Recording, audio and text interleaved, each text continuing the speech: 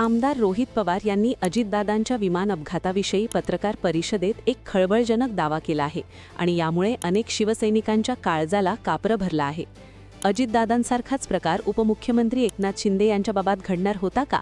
काय आहे त्यांचा दावा? आमदार रोहित पवार हे दिवंगत अजितदादांच्या विमान अपघातावर वारंवार शंका उपस्थित करत आहेत। अपघाताचा घटनाक्रम आणि एका महिन्यानंतर या संबंधित चौकशी करणाऱ्या विविध संस्थांच्या कारभारावर त्यांनी ताशेरे ओढले आहे।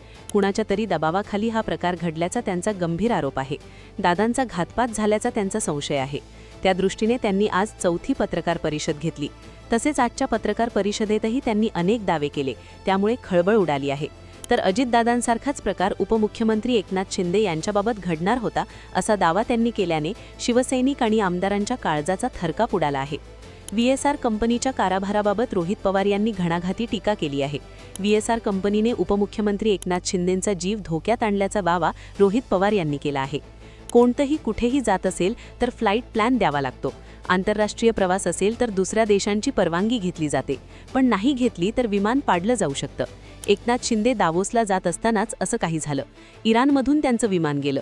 तुम्ही आत्ताच्या आत्ता नाही वळला तर तुमचं विमान पाडू असं इराणने म्हटलं होतं। एकनाथ शिंदेंच्या बाबतही तोच प्रकार होणार होता का? याबाबतची माहिती डीजीसीएने प्रसिद्ध केली का? एकनाथ शिंदे सांगू शकतील का? पण आमच्याकडे माहिती आहे। एवढे निष्काळजी हे व्हीएसआरचे लोक आहेत असा आरोप रोहित पवार यांनी केला। व्हीएसआरचा बेजबाबदारपणा उघड झाला आहे। मुख्यमंत्री असताना एकनाथ शिंदेंचा जीव धोक्यात असल्याची माहिती आता समोर आली आहे।